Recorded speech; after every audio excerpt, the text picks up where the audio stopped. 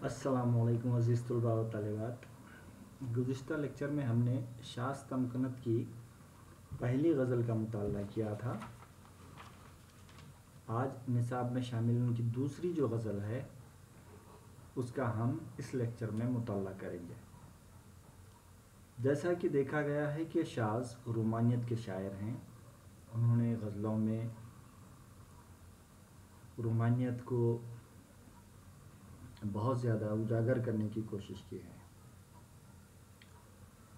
इनकी गज़लों में नफासत भी है, नज़ाकत भी है, और इन्होंने तरक्की पसंद तहरीक और जदीदियत की तहरीक इन दोनों के दरमियान से अपनी एक नई राह जो निकाली है और उसमें उन्हें कामयाबी मिली है, जिसके नतीजे में इनकी गज़लें बहुत ज़्यादा खूबसूरत और बहुत ज़्यादा दिलचस्प दिखाई देती हैं, जिसमें इश्क़ का जो जज्बा है, इश्क़ की जो कैफ़ियत हैं, उसको उन्होंने बहुत ही अच्छे अंदाज़ में पेश करने की कोशिश की है।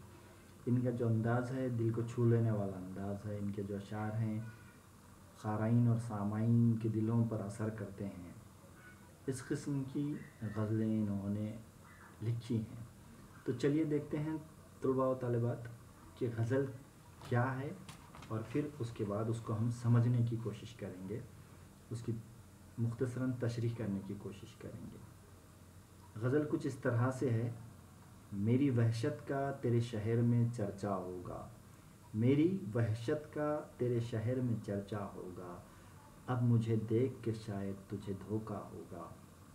साफ रास्ता है चले आओ सुए दीदे वो दिल, अक्ल की राह से आओगे तो फेरा होगा।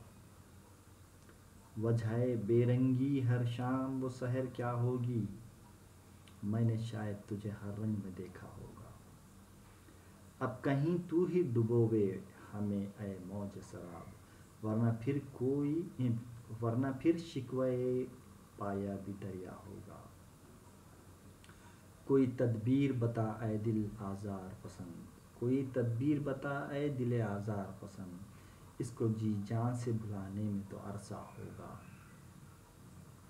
हुस्न की खिलवत सादा भी है सद बज़्म तराज़, इश्क महफिल में भी होगा तो अकेला होगा। झटपटा छाया है कौन आया है दरवाज़े पर, मख्ते में शायर कह रहा है झटपटा छाया है कौन आया है दरवाज़े पर, देखना शाज़ कोई सुबह का बोला होगा। बहुत ही जज्बाती नज़्म, बहुत ही जज्बाती गज़ल देखने को मिलती है। शाज़ ने इसमें जो नज़रिया या जो कैफ़ियत का ज़िक्र किया है वो मोहब्बत से लबरेज़ जज्बात का नज़रिया हमको देखने को मिलता है। यानी कि इश्क़ में या मोहब्बत में या उल्फत में जिस तरह के हालात से दो चार होना पड़ता है और उसके नतीजे में जो मसाइल खड़े होते हैं, जो दुश्वारियाँ आती हैं, उनका तज़किरा यहाँ हमें देखने को मिलता है। शाज़ कह रहे हैं मेरी वहशत का तेरे शहर में चर्चा होगा, अब मुझे देख के शायद तुझे धोखा होगा। वो अपने महबूबा से मुखातिब होकर कह रहे हैं कि तेरे शहर में मेरा चर्चा हो रहा है, और चर्चा क्या हो रहा है कि मैं तेरे इश्क़ में पागल हो गया हूँ, दीवाना हो गया हूँ या जंगली बन गया हूँ। मैं तुझसे इतनी ज़्यादा मोहब्बत करने लगा हूँ जिसके नतीजे में वहशीपन या वहशत का शिकार मैं हो गया हूँ। और अगर तू अब मुझे देखने के लिए या मुलाकात करने के लिए भी आएगी और मेरी तुझसे मुलाकात भी होगी, तो उसके नतीजे में क्या होगा, तू मुझे देखकर धोखा खा जाएगी। ये यकीन तुझे नहीं होगा कि मैं वही हूँ। मुझ में इतनी ज़्यादा तब्दीली वाक़ई हो गई है, यानी कि मैं तेरी मोहब्बत में बिल्कुल पागल हो गया हूँ, जिसके नतीजे में ऐसे हालात पैदा हो गए हैं اور یہی وحشت کا چرچا تیرے شہر میں بارہا سننے کو ملتا ہے۔ پھر اگلے شعر میں شاعر کہہ رہا ہے کہ صاف رستہ ہے چلے آؤ سوئے دیدہ وہ دل، عقل کی راہ سے آؤ گے تو پھیرا ہوگا۔ شاعر کہہ رہا ہے کہ میں آج بھی تجھ سے بہت زیادہ محبت کرتا ہوں، بھلے ہی تو نے مجھے ٹھکرایا ہے، جس کے نتیجے میں میرے جو حالات ہیں وہ اس طرح کے ہو گئے کہ میں دیوانہ بن گیا، وحشی بن گیا، اور تیرے محبت اور عشق کو لے کر میں دیوانے پن کی حد تک چلا گیا، اور اس کے نتیجے میں میں خوب بھٹک رہا ہوں، اور اسی کا چرچا بھی شہر میں ہو رہا ہے۔ اسی بات کو آگے بڑھاتے ہوئے شاعر کہہ رہا ہے کہ لیکن تجھ سے محبت میں بالکل بھی آج بھی میں نے کوئی کمی نہیں کی ہے، اور تو دوبارہ سے واپس چلیا اور میرے دل کی بات سن لے۔ اگر تو محبت مجھ سے کرتی ہے تو واپس لوٹ کے، جس کے نتیجے میں ہوگا یہ کہ مجھے میری محبت مل جائے گی اور میرے دل کو سکون آئے گا۔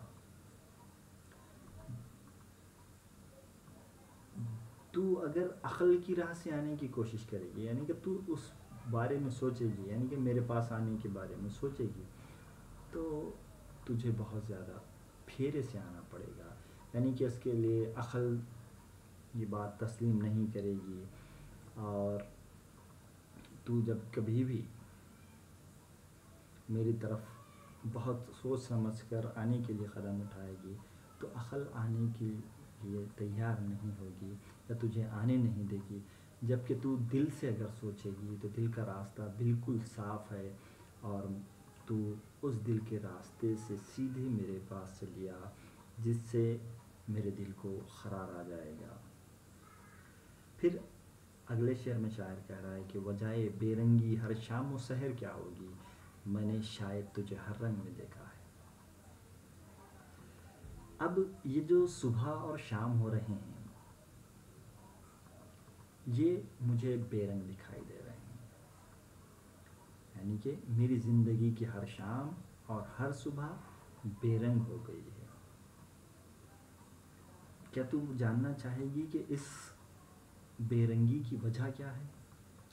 تو میں تجھے بتاتا ہوں کہ اس بے رنگی کی وجہ یہ ہے کہ میں نے ہر رنگ میں تجھے دیکھا ہے، میں نے ہر وقت ہر رنگ میں تجھے دیکھا ہے، اب تو ہی نہیں ہے تو میری زندگی میں صبح ہو یا شام بے رنگی آ گئی ہے، اور مجھے ہر رنگ بے رنگ دکھائی دے رہا ہے۔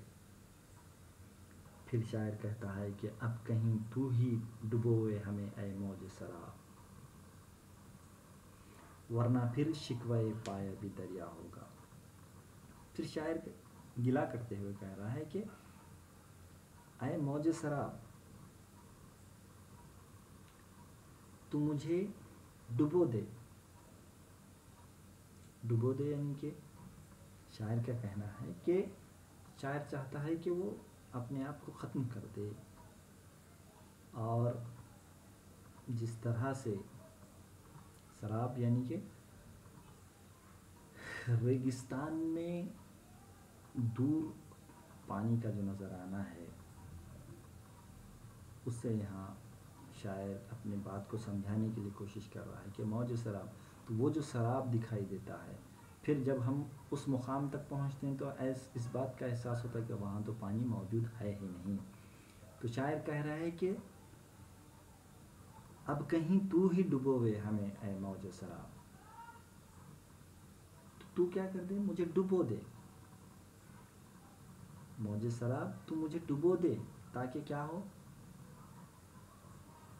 کہ پھر کوئی دریا نے تجھے ڈبو دیا ہے اس بات کا شکوہ کوئی باقی نہ رہے۔ اس کے لیے میں کہہ رہا ہوں کہ اے موج سراب، یعنی کہ شاعر کہہ رہا ہے کہ میں تجھے پانے کی جو کوشش کر رہا ہوں اسی میں مر جاؤں گا۔ اب कहीं तू ही भिगोए हमें ऐ मौज सराब वरना फिर शिकवे पाया भी दरिया होगा। तो शायर कह रहा है कि फिर ये कहा जाएगा कि दरिया ने डुबो दिया है, तो ये शिकवा करने का मौका दूसरों को ना मिले या ये शिकवा करने के लिए कोई जगह ना मिले, इसलिए वो मौज शराब से कह रहा है कि तू ही मुझे डुबो दे। आगे फिर शायद ख्याल पेश कर रहा है कि कोई तदबीर बता ए दिल आज़ार पसंद। वो अपने दिल से कह रहा है कि ऐ तकलीफ़ दा दिल या तकलीफ़ को पसंद करने वाले दिल, अब कोई तदबीर तू ही बता कि मैं अपनी महबूबा को कैसे भूल जाऊं। मैं उसको लाख भुलाना चाहता हूँ लेकिन भुला नहीं पाता, और अगर मैं कोशिश कर भी लूँ तो भुलाने के लिए मुझे एक बहुत बड़ा अरसा लगेगा या एक बहुत बड़ा वक्त लगेगा जिसके बाद मैं उसको भूल जाऊँ। तो शायर कह रहा है कि जो तकलीफ़ को पसंद करने वाला दिल है उसी को चाहिए कि वो तदबीर बताए अपने महबूबा को भूल जाने की। मैं कोशिश तो करता हूँ लेकिन उसके बावजूद मुझे एक वक्त दरकार है, एक अरसा लगेगा उसके लिए, मैं उसको भुलाने के लिए मुझे थोड़ा सा वक्त चाहिए। फिर एक ख़याल पेश किया गया है कि हुस्न की खिलवत सादा भी है सब बज़्म तरास, इश्क महफिल में भी होगा तो अकेला होगा।